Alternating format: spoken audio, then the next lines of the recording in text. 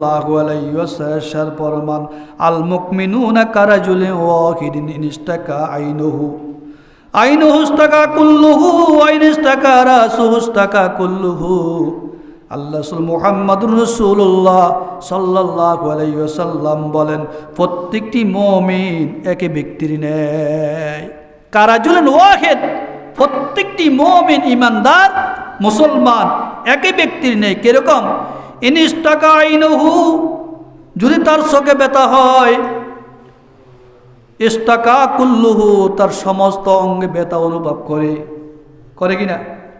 তার যদি চোখে ব্যথা হয়, ওই ব্যথা তো চোখে না, তার সমস্ত অঙ্গে ব্যথা অনুভব করে। ওয়াইন ইস্তাকা রাসুহু ইস্তাকা কুল্লুহু,